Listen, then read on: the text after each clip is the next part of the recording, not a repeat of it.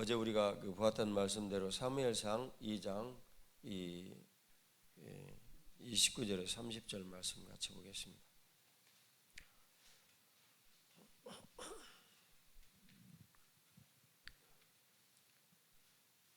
사무엘상 2장 29절에서 30절 말씀입니다. 같이 봉독하겠습니다. 너희는 어찌하여 내가 내 처소에서 명령한 내 제물과 예물을 밟으며 내 아들들을 나보다 더 중히 여겨 내 백성 이스라엘이 드리는 가장 좋은 것으로 너희들을 살지게 하느냐. 그러므로 이스라엘의 하나님 나 여호와가 말하노라. 내가 전에 내 집과 내 조상의 집이 내 앞에 영원히 행하리라 하였으나 이제 나 여호와가 말하노니 결단코 그렇게 하지 아니하리라. 나를 존중히 여기는 자는 내가 존중히 여기고 나를 멸시하는 자는 내가 경멸하리라. 아멘. 저희들은 이 말씀을 교회와 현실에 대해서 또 이제 어제는 하나님의 말씀을 이렇게 위임받을 때 그 위임받은 사람이 어떻게 교회에서 행하고 지내는가라는 내용으로 이제 들었어요. 오늘은 이 일에 대해서 저와 여러분들이 그러면 도대체 그 당시에 엘리 대제사장은 당시에 최고로 높은 권위자거든요. 권세자이기도 하고 그리고 사람들에게 존경을 받는 신망의 대상이기도 한데, 근데 이분이 어떻게 이렇게 추락을 해서 주님으로부터 심각한 질책을 받았을까? 대제사장들이 한두 명이 아니었을 텐데, 그런데 이 한두 명이 아닌 대제사장 중에 엘리만 이렇게 특별히 이런 지적을 받았을까? 근데 대제사장으로 이렇게 살면서 삶의 기록을 남긴 이제 그런 사람들을 보면 안나스와 가야바, 예수님 당시에 돈 받고 때로는 직위를 받든지 정치적으로 이렇게 임명을 받든지 그런 이제 사람들이 많이 있었어요. 근데 그런 이제 사람들이 참 가장 악한 그런 시대에 이제 살았다라고 치면 이 엘리 대제사장은 그래도 하나님의 말씀이 있고 성전에서 예배가 드려지던 때에 있었던 그런 대제사장이에요. 사사시대의 대제사장인데 주님께서 매우 심각하게 질책을 하셨어요. 그러니까 손으로 꼽을 만한 주님께서 지적을 하신 대제사장이다. 진짜 그런 내용을 알 수가 있어요. 물론 엘리 대제사장이 한나에게 말을 하고 사무엘에게 대응을 했던 이런 일들을 생각을 해보면 그가 딱히 영적으로 완전히 완전히 그냥 닫혀 있다. 정말 무지한 사람이었다. 이렇게 볼 수만은 없어요. 이렇게 볼 수만은 없는데 지적을 받았다. 근데 그 지적을 받은 이 일에 대해서 주님께서 어떤 내용을 지적을 하셨을까? 그 아들인 홈리와 비니아스를 제대로 키우지 못한 일들을 지적을 받았다. 그런 거예요. 그러니까 오늘날 주님께서 우리들에게 지적을 하신다면 당연히 무슨 내용을 가장 먼저 살펴보겠습니까? 예? 무슨 내용을 가장 먼저 살펴보겠습니까? 첫 번째는 교회에서 다음 세대가 준비되어지지 못한 문제를 가장 먼저 살펴보신다. 이제 그 말이에요. 그러니까 자녀들이 뭔가 잘못 길을 가고 있는데 그것을 제대로 인도를 해서 신앙의 분명한 뿌리들이 이어갈 수 있도록 하는 일이 너무나 중요한데 그 일을 주님께서는 제자 삼아라 이리 말씀하셨는데 내 집에 있는 자녀 하나 먼저 제자를 삼지를 못해서 그것이 이 엘리 대제사장에는 너가 반드시 죽고 그리고 너가 제자를 삼지 않은 이 일은 너희들에게 뿌리로 이어지지를 못해서 너희들이 이제는 가문이 모두 멸절이 될 것이다, 끊어질 것이다라고 이제 말씀을 하는. 근데 그 일이 사무엘 선지자를 통해서 이어져요. 왜냐하면 그 영적인 권위가 이제는 엘리에게서 떠났고 그리고 새롭게 내가 그 영적인 권위를 세워야 되겠다라고 주님께서 결심하셨기 때문이에요. 그것은 사울 왕에게서 하나님께서 그 마음을 다윗에게 옮기셨다. 그런 거랑 똑같아요. 근데 13장 3장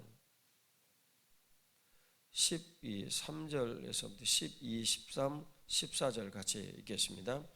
내가 엘리의 집에 대하여 말한 것을 처음부터 끝까지 그날에 그에게 다 이루리라.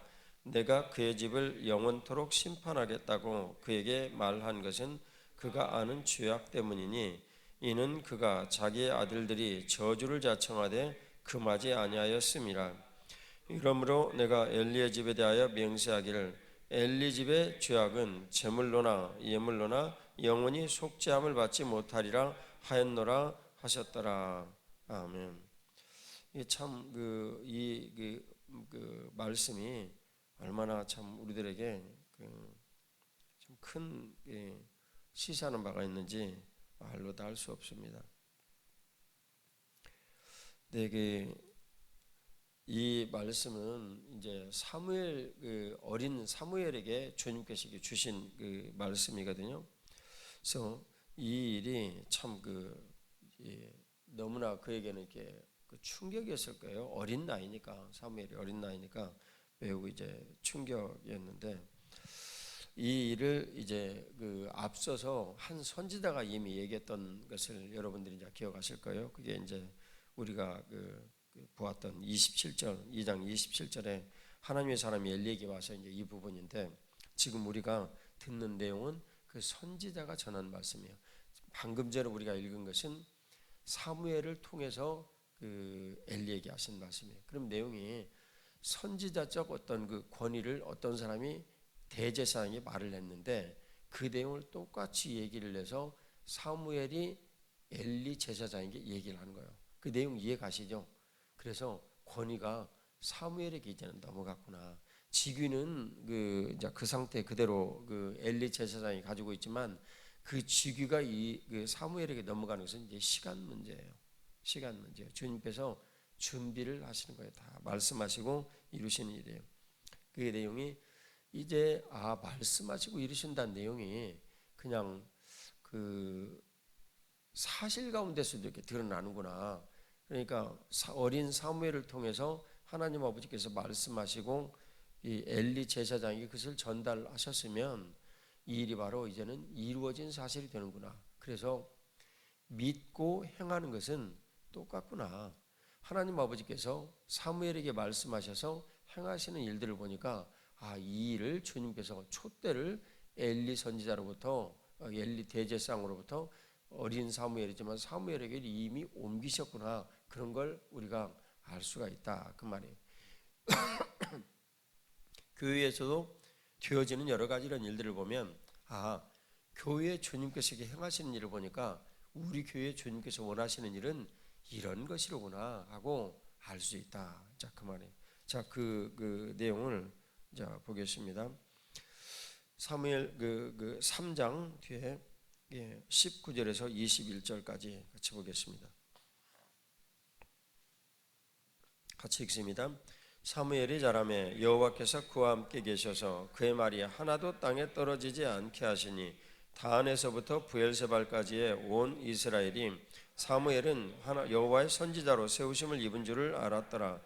여호와께서 실로에서 다시 나타나시되 여호와께서 실로에서 여호와의 말씀으로 사무엘에게 자기를 나타내시니라. 아멘. 그래서 온 이스라엘에 사무엘의 말이 전파가 된 거예요. 그래서 그 말이 땅에 떨어지지 않았다라는 그 대명사가 사무엘 선지자가 된 거예요. 이 사무엘 선지자는 그러면 어떤 일을 위해서 준비가 되었을까? 사무엘 선지자는 전환기의 대제사장과 같은 역할을, 선지자와 같은 이런 역할들을 했던 사람이에요. 그것은 이스라엘이 포로에서 구원을 받고 광야 시대를 거쳐서 가나안에 입성을 하여 사사 시대를 만났고 죄송합니다. 사사 시대에서 왕정 시대로 넘어가는 그때 하나님 아버지께서 이 사무엘이라는 걸출한 인물을 선택을 하셔서 그 일을 행하게 하신 것입니다. 근데 사무엘이 만일 그 일을 하려면 사람들이 말을 듣고 청종을 해야 되잖아요. 그래서 그 사람들이 사무엘 선지자가 누구인가라는 것을 알려 주시는 작업을 하신 거예요. 내내 그 작업을 하셨는데 그 1년의 작업을 누구로부터 시작하셨다고 그랬죠? 주님께서 사무엘의 어머니 한나로부터 시작을 했어요. 근데 그 한나가 그 준비를 하는 과정 중에 뭘 했어야 했어요? 하나님 앞에 기도했어요. 간절히 기도했어요. 그 내용이 이 사무엘서의 첫 시작이에요. 한 여인으로부터 사실은 이 전환기가 준비되어지고 있었던 거예요. 여러분들이나 저나 누구든지 다 뭔가 이렇게 주님께서 쓰시고자 하려면 주님께서는 사람을 선택을 하셔서, 왜냐하면 하나님의 형상으로 사람을 지으셨기 때문에 그를 통해서 뭔가를 나타내시는 것은 하나님 아버지의 뜻을 그를 통해서 나타내시며, 그리고 그가 하나님의 뜻을 전하게 되는 거예요. 그 대표적인 그 분이 누구십니까? 예수님이세요. 예수님이세요. 그래서 역시 한나 선지자를 통해서 기도를 많이 하게 하세요. 예수님은 역사상의 메시아를 고대하며 400년이라는 말씀이 흔하지 않은 이런 시대에 그들이 간절히 하나님 앞에 기도하고 만나기만 하면 샬롬 오실 메시아를 위하여 인사했단 말이에요. 유대인들이. 그리고 그 모든 기도가 법적 공의로 충분히 되었을 때 예수님 오신 거예요. 상황 이해가시죠? 사무엘 선지자의 어머니 한나가 간절히 기도를 했어요. 간절히 기도를 하게 된 가장 큰 동력을 제공한 사람은 누구였을까요? 예? 부인인 누구예요? 아들을 많이 낳은 부인? 분인나예요. 분인나가 한나를 너무나 힘들게 했어요. 그러니까 아들이 없는 것도 서러운데 아들이 없는 것 때문에 고통을 당하는 것이 너무 힘들어서 그가 늘 울고 지냈던 것을 여러분들이 성경에서 읽은 거 기억하실 거예요. 1장에 나오는 내용이에요. 간절히 하나님 앞에 기도를 드렸어요. 그리고 그 기도를 드린 일이 어떻게 그에게 나타났냐면, 하나님 아버지, 나 아들 좀 하나만 주세요. 나 아들이 없어갖고 너무 힘들어요. 이 아들을 주시면 제가 하나님 앞에 이 아들을 잘 키워서 드리겠습니다 라고 이제 말씀을 드린 거예요. 예를 들면 입다의 딸이 남자를 알지 못하니라, 그런 것은 그가 성막에 가서 이제 회막문에서 수종을 드는 여종으로 영원히 살겠다, 이제 그렇게 내용을 한 것과 이제 똑같아요. 내용을 한 것과. 그래서 이제 입다의 딸이 죽었다, 제물로 드려졌다. 여러분, 이스라엘에서 그게 가능한 일이겠어요? 어떻게 사람을 인신제사를 하냐고. 그 밀곰이나 이런 우상숭배하는 자들이나 하는 일이지. 그 말도 안 되는 해석이에요. 학자들 중에 그런 사람들이 너무너무 잘못된 해석을 하는 거예요. 하나님은 어떤 분이시라고요? 선하신 분이에요. 그분 하시는 모든 일들 가운데 어떻게 그런 일이 있을 수 있겠어요? 그것은 있을 수가 없는 일이에요. 아브라함도 테스트하려고 갔다가 너무 놀라가지고 이름을 2번이나 부르신 분이에요. 아브라함아, 아브라함아, 너 이삭 죽이지 말아라. 2번이나 부르신 분이에요. 자, 어쨌든 하나님 앞에 이 아이를 드리겠습니다. 그래서 회막문에 있는 여인들에게 이렇게 돌봄을 받고 사무엘이 성막에서 자라났어요. 그리고 그가 하는 말이 이제는 모두 다 땅에 떨어지지 않냐고 말한 것을 그대로 이루어 주시는 거예요. 그대로 이루어 주신 거예요. 당신에게 아들이 있을 것이요, 그럼 아들 낳고, 당신 병이 나을 것이요, 그럼 병이 낫고, 그리고 이 땅에 혹시 이제 들은 바 이제 있어가지고 기근이 있을 것이니 준비하시고, 그럼 기근이 있고, 풍년이 있을 것이니 다음 해를 준비하시고, 그럼 풍년이 있고, 다 그런 거예요. 근데 그런 일들을 하면서 하나님 아버지께서 사무엘 선지자를 백성들 위에 권위자로 점점 세우신 거예요. 이해가 가시죠? 이 권위자로 세우신 거예요. 제가 좋은 나무교회 담임 목사입니다. 그런데 제가 행하는 모든 여러 가지 일들 하나님의 거룩하신 뜻이라고 알려고 말씀을 드렸는데 하는 일마다 모두 다 문제가 돼요. 우리 교회 이쪽으로 이사 왔어요. 그때 들어간 비용이 34억 2천만 원인가? 하여튼 7천만 원? 이렇게 해가지고 계약을 하고 왔어요. 그런데 거기에 또 문제가 생겨가지고 우리가 못 들어왔어요. 예를 들면 막 이런 일들이 계속 생겨요. 그러면 여러분들이 저를 신뢰하는 것이 심각한 문제가 된다. 그 말. 당연히 교회가 하나가 되지 못하죠. 이제 그런 그 일들이 이제 이러는 건 아니겠어요? 그런데 주님께서 우리를 이곳에 부르시고 하나가 되어질 수 있도록 목사를 세웠으면 그 목사의 발이 땅에 떨어지지 아니하고 이루어 주시는 일들을 통해서 주님께서 교회를 이렇게 이끌어 가시는구나라는 걸 아는 거 아니겠어요? 사무엘 선지자가 그런 일을 했어요. 자, 그러면 다시 원래 얘기로 돌아가서 권위가 엘리 제사장으로부터 사무엘 선지자로 이제 넘어가 가지고 딱 그 하나님의 말씀이 임하시더니 그때부터 사무엘 선지자가 말하는 것들마다 다 되어가는 거예요. 그러면 상대적으로 엘리 제사장은 그런 일들부터 소유되었겠습니까? 안 되었겠습니까? 당연히 소유됐단 말이에요. 성유됐단 말이에요. 그런데 거기 보면 이 엘리 제사장의 인품이 그래도 있는 것이 방해하지 않았어요. 시기 질투하지 않았어요. 누구처럼요? 사울처럼 하지 않았어요. 그래서 사무엘 선지자가 잘 이렇게 자라나도록 그가 옆에서 후견인이 되어 주었던 것입니다. 자, 그러면 원래 우리 이제 원안으로 들어가서 이제 주님께서 우리들에게 주신 이 내용을 보니까 왜 그때는 이 엘리 제사장 이때는 말씀이 그렇게 희귀했을까? 그 내용이 3장 1절인데 아이 사무엘이 엘리 앞에서 여호와를 섬길 때 중요한 내용은요. 사무엘이 섬길 때 그랬다라는 거예요. 그냥 엘리 제사장 때는 말씀이 희귀했더라. 그렇게 하시는 것이 맞잖아요. 표현으로는. 그런데 이미 누구 중심으로 역사가 지금 가고 있는 거예요. 사무엘 중심으로 역사가 가고 있는 거예요. 제사장을 설명을 하는데 어린 사무엘을 가지고 제사장을 설명하는 거예요. 내용이 이렇게 변했어요. 여호와의 말씀이 희귀하여 이상이 흔히 보이지 않았더라. 그러니까 주님께서 뭔가 엘리 제사장을 통해서 말씀하시거나 다른 사람을 통해서 말씀을 하셔야 되는데 그런 일이 일어나지 않았더라. 그런 그 내용이에요. 자, 이 내용이 요약을 해서 보면 저와 여러분들이 이제 내용 전체를 보셨는데 요약을 해서 보면 그러면 무슨 일이 일어나서 그럴까? 주님께서 우리들에게 분명히 말씀하시는 것은 다음 세대를 세워야 한다라는 것을 분명히 말씀하셨는데 그래야지 못했던 거예요. 그게 지금 그 사사 시대의 거의 그 전환기라고 제가 여러분들에게 말씀드렸는데 사사 시대에서 왕정으로 이렇게 넘어가는 거예요. 여러분 그러면 주님께서 사사 시대에서 왕정으로 넘어가는 것을 원하셨어요? 원치 않으셨어요? 크게 대답하세요. 원하셨어요? 원치 않으셨어요? 원치 않으셨단 말이에요. 그것은 왜 그러셨어요?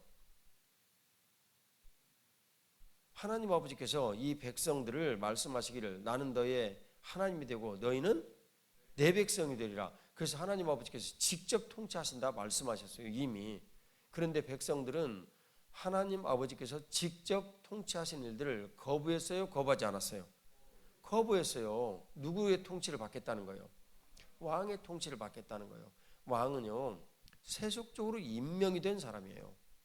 세속적으로 임명이 된 사람인데 사사라든지 주님께서 필요하여서 이렇게 세우시는 제사장, 선지자 이런 분은 주님께서 직접 말씀하셔서 뜻을 전달하시는 메신저에 불과해요. 여러분 이해 가시죠? 그러니까 그 발악이 일어나 가지고 이제 그 싸운다. 그 위에 있는 그 그 드보라와 그 이제 바락의 이야기거든요. 근데 그 이들이 이제 싸운다. 그러면 직접 메시지를 듣고 가서 싸우는 거예요. 기드온이 싸운다. 그러면 하나님 아버지로부터 직접 메시지를 듣고 가서 싸우는 거예요. 입다도 그리하고. 그래서 그 사사들이에요.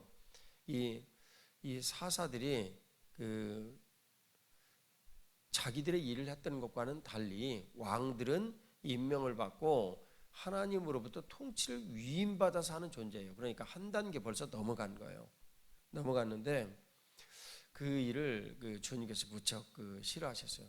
그러면 사사 시대에는요 모든 통치의 제도가 족장들을 중심으로 해가지고 이루어지는 그런 때예요.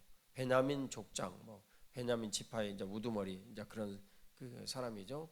그래서 족장은 그 당시에 보면 아브라함, 이삭, 야곱 이런 사람들이 이제 족장인데 지파의 대표가 그런 역할을 했다 그 말이에요.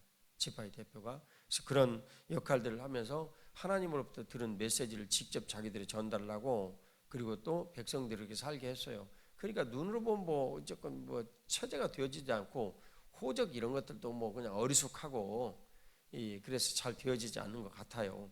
그런데 그 가운데 주님의 직접적인 통치가 있었다. 너희는 내 백성이다. 이리 말씀하셨는데 그것을 거절을 한 거예요.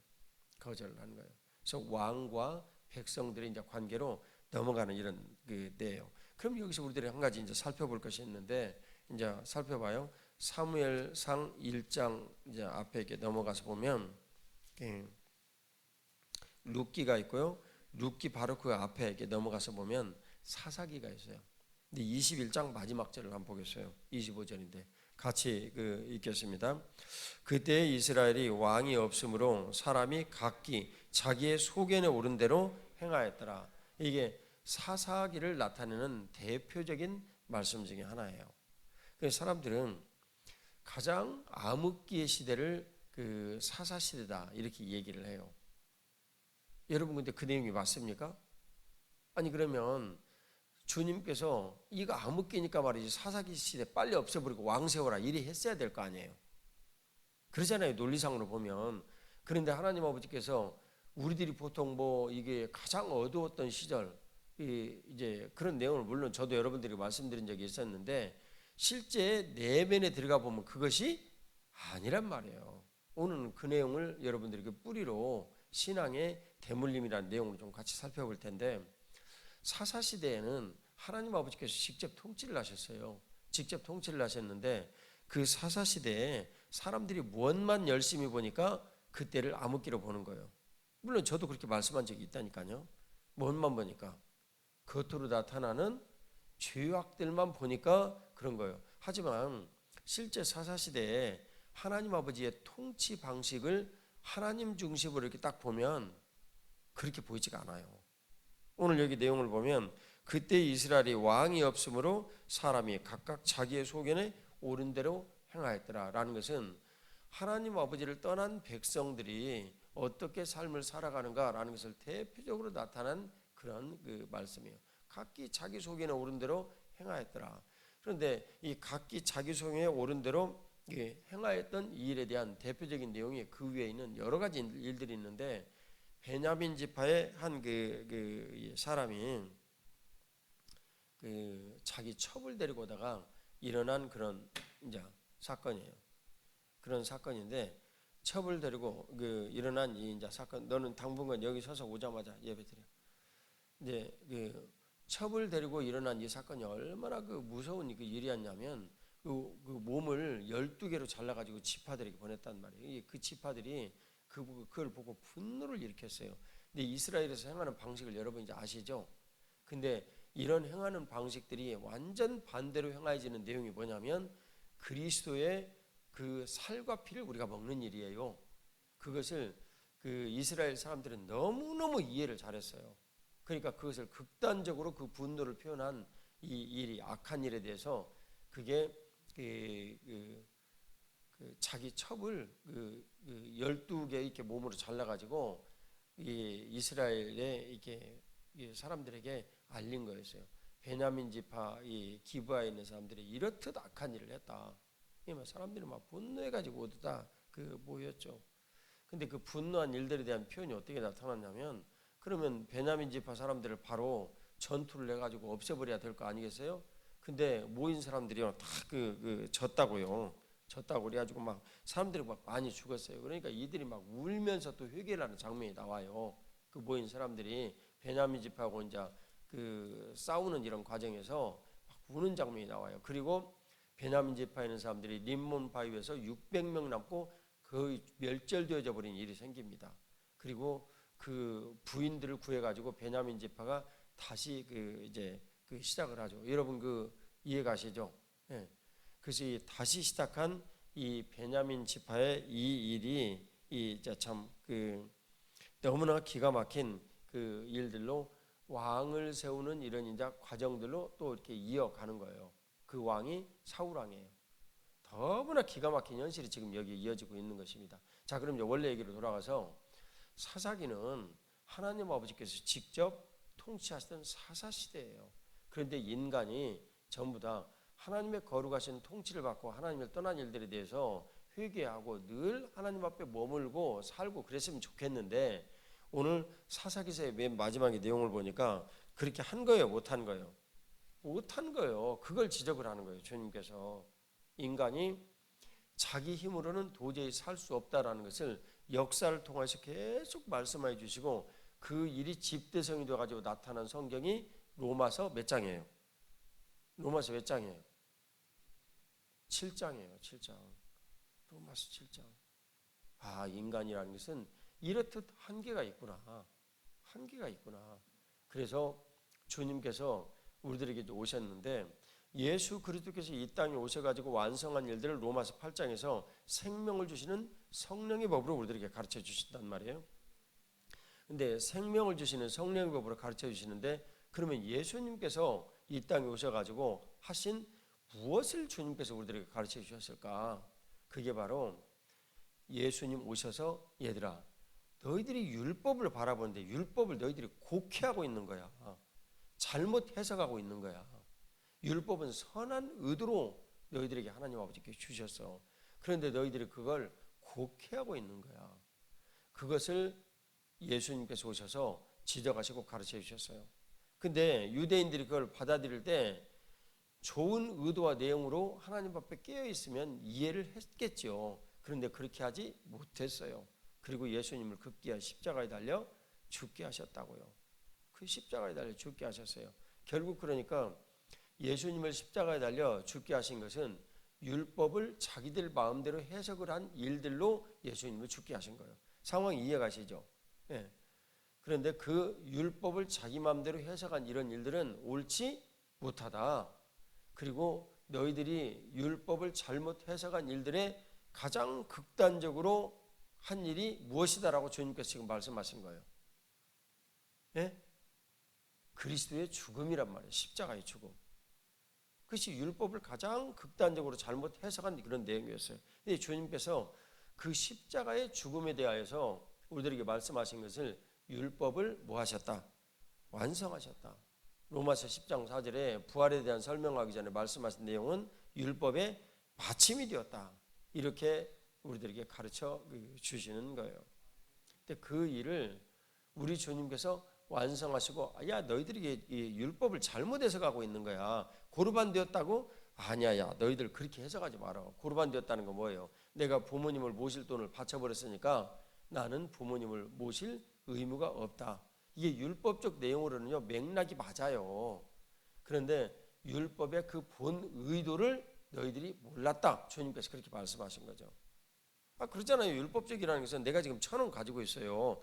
그런데 이 1,000원은 아이스크림을 사 먹느냐, 아니면 이 1,000원을 빵을 사 먹느냐라고 결정을 하고 이 1,000원은 없어져 버린 거예요. 그게 율법이에요. 이해 가시죠? 그러니까 참 이제 그런 거라고요. 예? 그냥 외워 잘 안 되면 그냥 어쨌든 이제 그런 거예요. 그래서 그 율법에 관한 그 일들을 주님께서 이제 모두 이루셨는데 오늘 엘리 대제사장에게 말씀하신 일이 그런 모든 것들을 전환기로 넘어가는 과정이었다고요. 사사기 내용이 이제 정리되시죠? 3분의 1만 고개를 끄덕이죠. 다시 한번 정리하고 넘어갈게요. 사사기 시대는 보통 어두운 시대라고 얘기를 하는데, 율법적으로 나타나는 인간의 측면에서 보니까 그게 그렇게 보이는 거예요. 그게 보이는 거고, 그 이면에 하나님 아버지께서 말씀하신 내용은 어두운 시대가 아니라 원래 그렇게 되어지는 거예요. 근데 원래 그렇게 되어지는 내용은 뭐예요? 우리 인간은 가만히 놔두면 자동으로 하나님으로부터 멀어진다 그 말이에요. 자동으로 멀어지는 거예요. 원래 그게 정상이라고요. 사사기 시대에 하나님 앞에 범죄했다가 주여 살려주시옵소서 그랬더니 주님께서 은혜를 베풀어서 우리를 살려주셨어요. 그랬더니 배부르고 등이 따시니까 어떻게 돼요? 또 슬슬 우상 숭배하고 죄를 짓는다고 말이에요. 배부르고 등 따신 것이 좋잖아요. 근데 하나님 아버지께서는 늘 우리들에게 배부르고 등 따신 것만 준다고 약속하지 않으셔. 먼저 너희들이 가서 성전에서 예배를 드리고 너희들 자신의 마음의 할례를 받아라. 그러니 마음의 할례 너무나 불편한 거예요. 너무나. 그러니까 이들이 가만히 살펴보니까 아세라하고 바알을 섬기는 이런 그 일들을 살펴보니까 풍성이 막 주신다네. 막 그런 거예요. 그러니까 아이고 우리 바알 섬기러 가자 하고 가버린 거예요. 아세라 그 목상을 보니까 막 아세라 그 목상 앞에는요 이렇게 그 여인들의 아이를 키우는 그 가슴 막 이게 막 줄줄이 이렇게 막 그 붙어 있거든요. 그 몸에가 그게 아세라상의 특징이에요. 그리고 이 참 그러니까 풍성하게 뭔가 이렇게 준다. 이게 바알과 아세라예요. 오늘날 금권 이것이 막 이거다. 막 그래서 배금주의 사상이 막 돈 많이 버는 이런 것이 교회 안에도 이제 들어왔거든요. 그것이 번영신학이라고 부르는데 이 그것이 딱히 틀렸다라고 말을 할 수는 없는데 그것이 번영신학주의가 되어버린 것이 문제예요. 원래 우리 주님께서는요 생육 번성 충만을 약속하셨어요. 근데 그게 뭐가 틀렸냐고. 근데 여러분들한테 물어보고 싶어. 여러분 그게 틀렸습니까? 아니란 말이에요. 근데 그 일을 주님께서 우리들에게 필요하게 하시고 알게 하시고 깨닫게 하시려고 주시는 어떤 도구 내지는 이 일을 이루기 위해 하신 주님의 수단 이런 것이 되어질 때 재물이 의미가 있는 것이지 그러지 아니하고 우리를 위한 재물이 되어지면 이게 무슨 의미가 있냐고요. 하나님 중심으로 살아야 될 우리가. 근데 이게 배금주의로 가버리는 것이 바알과 아세라 신앙이에요. 자 그런 거예요. 자 이제 그 원래 얘기로 이제 돌아옵시다. 그래서 상황이 뭐다 지금 이런 거예요. 상황이 뭐다 이렇게 되어 있는데 그 근본 뿌리가 우리가 자녀들에게 또 우리의 그 후손들에게 뭘 남기지 못해 가지고 이 근본 문제들이 다 생긴 겁니까? 신앙을 남기지 못했단 말이에요. 먹고 사는데 바빠 가지고 자녀들을 안 가르쳤어요. 제가 어제 우리 그 4층에 TS 캠프 이렇게 조성을 하는데요.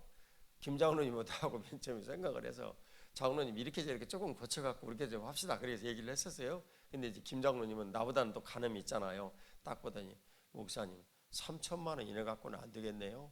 딱 얘기를 한 거예요. 근데 지금 뭐 3천만 원은커녕 뭐 지금 뭐 칠판하고 그 모니터하고 컴퓨터하고 다 마련하면 뭐 훌쩍 넘어가게 생겼어요 지금. 참 너무나 큰 일이라. 근데 이제 이걸 감을 가지고 이제 얘기를 하는 거예요. 그게요 그런 일들이 교회에 계속 이어지고 있어요. 오늘은요 10시에 그 모픽처스라는 홍보회사와의 미팅이 예약이 되어 있어요. 그 이제 신촌연합교회 다니는 이제 그 분인데 이분들은 이제 홍보 전문가예요. 그래서 홍보 전문가하고 이제 만나서 얘기를 하게 되어져 있는데 그 이승희 집사님이 우리 교회에서는 그 문제에 대해서 그래도 가장 깨어가지고 나름대로 기도하고 준비하는 분이에요. 난 참 그래서 그 내가 요 근래에는 존경하는 인물 1번이 이승희 집사가 됐다니까. 어쨌든 참 훌륭한 사람이에요. 이승희 집사도 기도 생활을 많이 하지만 내 생각에는 부인의 기도가 응답이 되지 않았나. 제 양반 그 목이 갈라진 그 목소리로 그냥 또 그걸 이렇게 담비가 그걸 이해받으면 안 되니. 담비 목소리가 엄마 목소리하고 너무 비슷해갖고 목소리가 갈라진 것을 회개하셔서 담비한테 그 물려주면 담비를 지도자로 키워야 되는데 아주 뭐 국회의원 이담비 의원 아니 이담비 의원 없애기로 하죠. 이유진 의원께서 나와서 지금 연설하시겠습니다. 그러면 여러분 국회의원 이담비입니다. 그러면 되겠어요 얘기가. 진짜 내가 아주 스트레스 받는다니까 요즘 쟤 때문에. 어쨌든 엄마의 그 기도 때문에 남편이 좀 세워졌다라고 저 개인적으로 생각을 하고 있는데 이승희 집사님의 요즘 관점은요 이게 뭐냐면 교회가 알려져야 되는데 이분이 그걸 느끼는 거예요. 이제 기도하니까 알려진다는 거 뭐예요? 우리 교회에 역사하시는 예수님에 대한 것을 제대로 홍보를 하려면 교회에서 이루어지고 있는 일들을 누군가에게 소개를 해서 어떻게 그런 일이 있을 수 있냐. 그래서 관심을 갖고 그 사람들이 와봐 그렇게 얘기를 하면 올 수 있게 해야 하는데 영 홍보가 안 된다. 그래서 여기 여기 두산 유부 지어질 때 목사님이 5가정 정도만 이렇게 전도하는 일들을 좀 하자 그래갖고 우리 홍보지도 만들었어요. 근데 5가정 전도되는 것이 아니라 약 5가정이 우리 교인이 거기 들어가서 사네. 정말로 뒤집혔어 완전히. 그저 들어간 사람들이 책임감을 좀 갖고 좀 전도 좀 하지. 그냥 한 명도 전도된 사람이 없어. 자, 어지간 그 일들이 일어났는데요. 이게 원인이 뭐라고 지금 이승희 집사는 생각을 하냐면 제가 그걸 그대로 받아들인 거예요. 옳다라고. 뭐라고 생각을 하냐면 교회에 오는 사람들이 요즘은요 완전 인터넷 세대해 가지고 올 때 여기 와서 신앙생활을 해야 되겠는가라는 걸 결정할 때 맨 먼저 찾아가 보는 것이 가서 홈페이지에 가서 다 뒤져봐요. 근데 제 아내가 얼마 전에 그 문자를 보냈어요. 장문의 문자를 홍보팀에 있는 사람들에게는 내가 그걸 보냈는데 그 내용을 보고 정윤희 집사님이 진짜 여기에서부터 저 아래까지 띄어진 그런 긴 편지를 저한테 보낸 거예요. 이제 그분도 깨어 있는 거지. 정윤희 집사님도 안 그래도 미리 생각을 하고 있는데 사모님의 글을 딱 이렇게 보고 이제 자기 생각이 막 빵 터져 나온 거예요. 내용은 제 안의 내용은 뭐냐면 그 사촌 동생인 그 속초중학교 사모님이 거기 뭐 상당히 꽤 큰 교회예요. 지역사회에서 거의 뭐 그 이제 가장 크다라고 얘기할 수 있는 교회인데 우리 교회 내용을 이제 알잖아요. 그러니까 보다 내용을 알고 싶어서 우리 교회 홈페이지에 들어왔는데 우리 교회 홈페이지에 그런 내용이 소개가 하나도 없는 거야. 거의 없는 거야.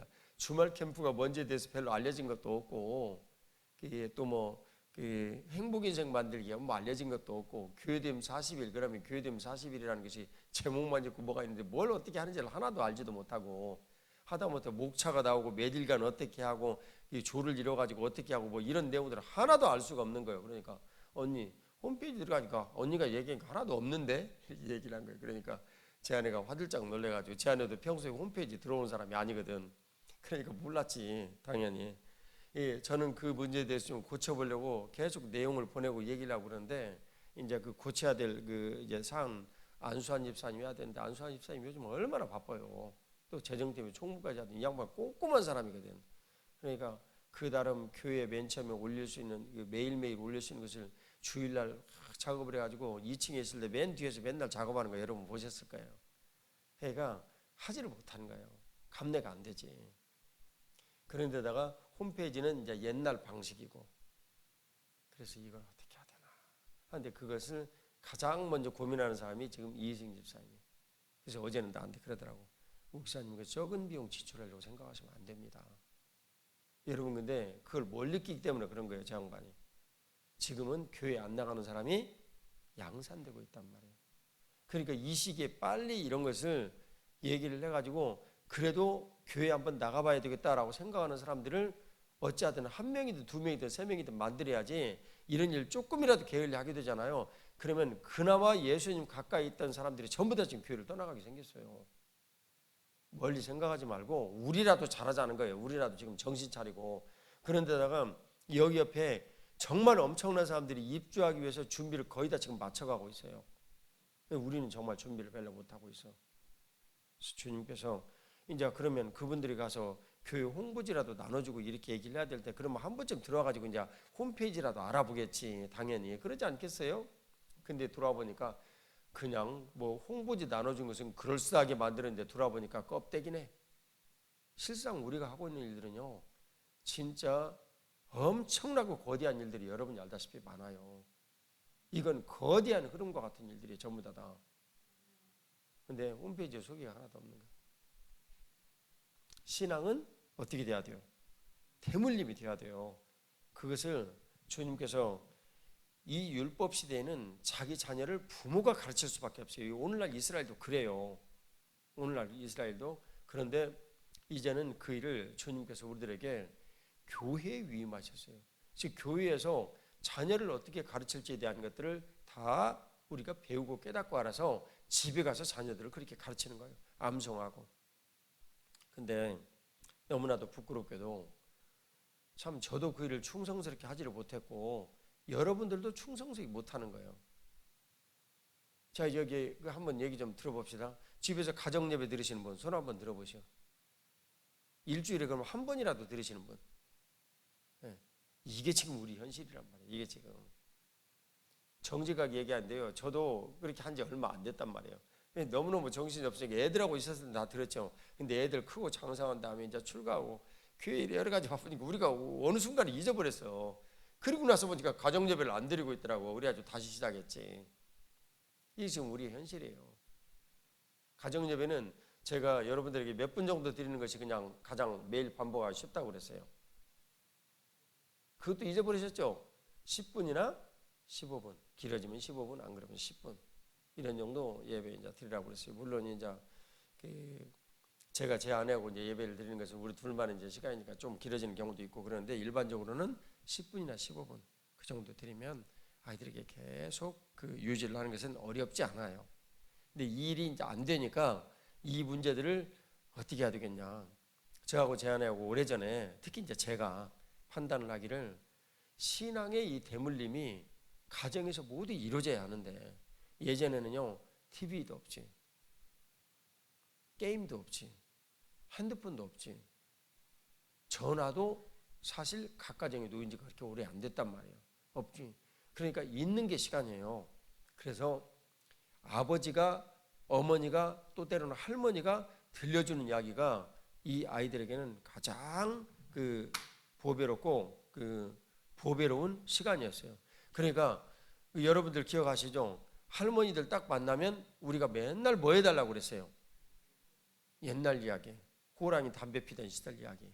그러면 또 할머니들 상상력을 굴려가지고 호랑이가 어흥 하고 달려들었는데 그냥 호랑이 이빨이 그냥 그 이렇게 막 커가지고 막 무는데 막 너무너무 웃었다. 호랑이가 이빨 무는데 이빨 벌 틈이 어디가 있어요. 할머니들이 막 지어내가지고 막 그러면 애들이 부서가지고 이러고 그게 그 시절 이야기였어요. 그때는 예배 드리는 것도 행복했단 말이에요. 그럼 아버지가 어머니가 이야기해 주니까 예배 드리는 시간에. 그런데 지금은 그렇지 못해요. 너무나 어려운 시대에 우리가 살고 있어요.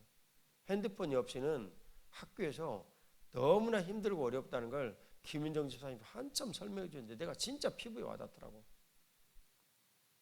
진짜 쉽지 않아요. 우리 자녀들 지금 키우는 것이. 아이들이 핸드폰이 없이 학교에 생활을 한다라는 것은 점점 지금 더 어렵게 되어지고 있어요. 근데 객관적으로 예를 들면 여기 혜린이하고 담비에게 핸드폰 딱 줘보세요. 그러면 이 아이들이요 그 핸드폰 가지고 보내는 시간이 하루에 만일 부모님 개입 안 한다 그러면 최하로 잡아가지고 3시간. 누가 개입을 안 한다. 그러면 내내 그것만 가지고 노는 거예요. 거기에 게임도 있지 뭐 그냥 유튜브에 들어가면 뭐 여러 가지 재밌는 것도 마치 음란 동영상 막 널려 있지. 말할 수 없어요. 이제 그걸 절제하는 이런 훈련들을 다 이렇게 시키고 그러는 거예요. 어제 제가 그 동균이하고 현이에게 앉아 얘기해요. 내가 너희들에게 왜 게임을 40분이라고 얘기하는 줄 아느냐. 너희들이 절제할 수 있는 훈련을 하라고 지금 얘기를 하는 거다. 너희들이 절제를 해야지. 그래야 나 진짜 피곤해가지고 공부 못하겠는데 시험은 지금 3일 남았는데 그럴 때 너 자신을 절제를 해서 그래도 공부를 해야지 이게 되는 거라고. 근데 너가 이런 조그마한 유혹 하나에도 이기지 못하는데 네가 너 자신을 절제할 수 있는 힘의 능력이 나오겠냐? 부정적인 면에도 절제가 필요하고 긍정적인 면에도 절제가 필요한데 너 그거 해야 된다. 애들이 이해를 하더라고. 그리고 동균이가 그 가운데 목사님 저 그렇게 하고 있습니다 라고 얘기를 해서 너무 기뻤어요. 그 아이는 정말 어려운 아이였거든요. 너무 감사했어요. 이제 그런 거예요. 자, 핵심의 내용은 신앙은 어떻게 해야 된다고요? 대물림을 해야 된다. 이게 가장 중요한데 그 일을 엘리 제사장이 하지를 못해가지고 그 일 때문에 지적을 받아가지고 지금 문제가 심각해진 거예요. 애들을 제대로 가르치지 못했더니 이 애들이 와가지고 홈리와 비나스예요. 와가지고 삼지창으로 지금 그 이제 고기를 삶아가지고 드리는 그런 이제 그 예물을 드리는 이런 과정이에요. 근데 그 일에 대해서는 성경에 이제 드리는 여러 가지 방법들이 있는데 이 드리는 이 방법들이 조금 특이한 이런 방법이었어요. 예를 들면 뭐 그 번수와 속속 이렇게 얘기하는 이런 제물을 드리는 이제 방법이고 태워드리는 이제 그 화제, 그 다음에 흔들어 드리는 요제, 거제, 전제 이게 이제 그 제물을 드리는 이런 이제 방법이거든요. 근데 이 끓여드리는 이런 방법이 여기에 이제 딱 이제 등장을 한 거예요.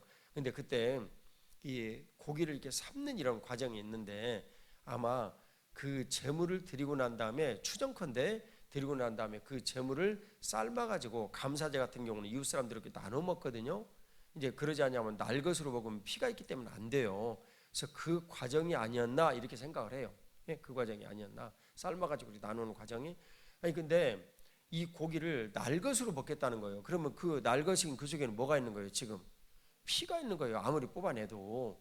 안 된단 말이에요, 이것은. 근데 이들이 날것 고기를 좋아한다. 그래가지고 제사장에 갖다 준다고 얘기를 해. 이게 하나님 앞에 굉장한 범죄를 하는 거예요, 지금. 여러분, 그 블레셋하고 전쟁을 할 때 사울왕이 음식 먹는 걸 금했더니 너무너무 배가 고프니까 나중에 그 전투가 끝난 다음에 피채 막 그 음식을 그 고기를 잡아가지고 먹었다, 백성들이. 그 기록을 기억하시죠? 굉장한 범죄라고요, 이 문제가. 근데 그런 일들을 하는 거예요. 결국은 자녀를 잘 키우지 못하는 것이 이 자녀들이 하나님 앞에 범죄하고 하나님을 능멸하는 일이 되었다. 경멸하고 막 멸시하고 이런 그런 단어가 된 거예요. 이 여기에 보면 어떻게 나왔어요? 자, 내 재물과 29절에 보면 예물을 밟으며, 이 밟았다고 주님께서 표현하는 거예요. 발로 밟았다. 그러면 하나님 앞에 드리는 예물과 재물을 발로 밟았다라는 얘기는 주님께서는 어떻게 간주하시는 거예요? 내가 그렇게 되었다, 이런 얘기를 하는 거예요. 진짜 말로 표현하기 힘든 그런 현상이 여기 지금 생겨버린 거예요. 저도 말하기 힘들잖아요.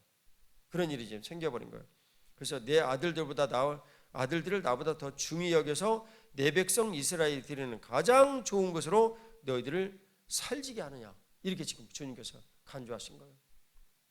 가장 간단하게요, 내 자녀들이 이 좋은 명문 대학에 가는 것은 모두 좋아할지라도 내 자녀들이 하나님 앞에 와서 예배 드리는 것은 싫은 거예요. 왜냐하면 공부할 시간 뺏기니까. 참 어려운 일이죠. 그것을 제가 아이들에게 저는 그 허락을 해주고 하려고 그래요. 왜냐하면 그 내부에서 말씀 읽고 예배 드리고 하는 시간이 이어지거든요. 그래서 이게 트리니티 쉐어링 할 때는 일주일에 하루 이 예배 자리에 나오게 하려고 그래요, 새벽에. 왜냐하면 자기들이 다 내부에서 하게 하는 거니까.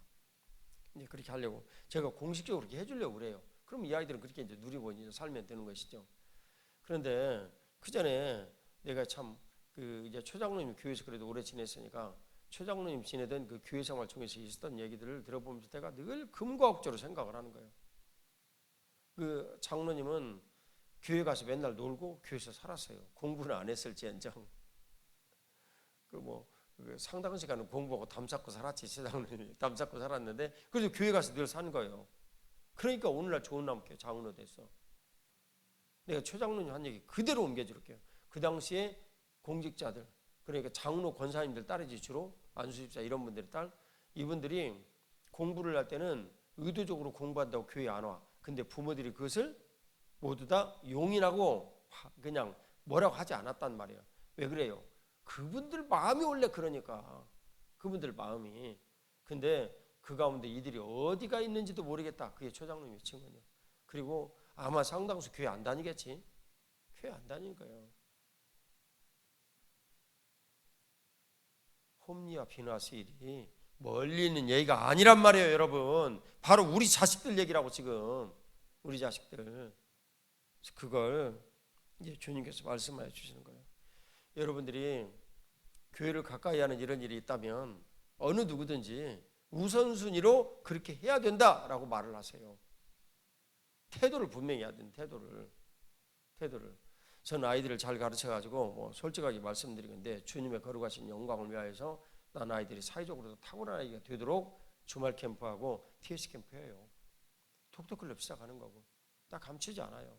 그런데 분명히 여러분들에게 말씀드리는데 이 아이들이 하나님을 경외하는 일들보다도 우선한 일들이 생기면 나 그거 바라지 않아요.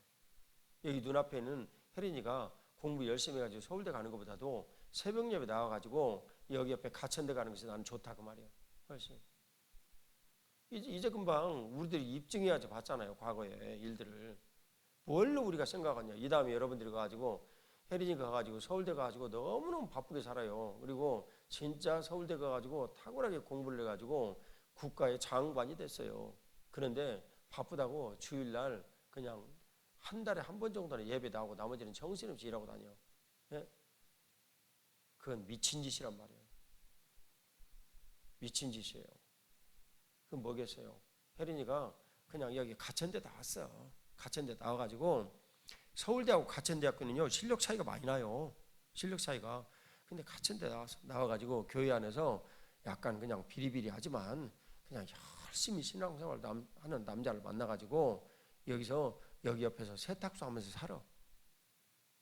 그래도 새벽 예배 나오고 봉사할 줄 알고 천도할 줄 알고 목사님 선교제 간다면 성경금도 좀 드릴 줄 알고 없는 가운데 살림 쪼개가지고 이 어려운 사람들 좀 도와줄 줄도 알고. 여러분 누가 위대한 삶이냐 그 말이에요. 말해 뭐하냐 그 말이에요. 말해 뭐하냐. 근데 제가 지금 바라는 것은 그렇게 신앙생활을 잘 할 수 있는 아이들이 지도자가 되기를 원해서 지금 하는 거예요. 그러니까 혜린이 얘한테 막 성경 말씀 암송시키고 절대 하나님을 떠날 수 없도록, 장관이 되어도 하나님을 떠난다는 것은 내 인생의 죽음이다, 그걸 가르치는 거예요 지금부터. 알았노 혜린이?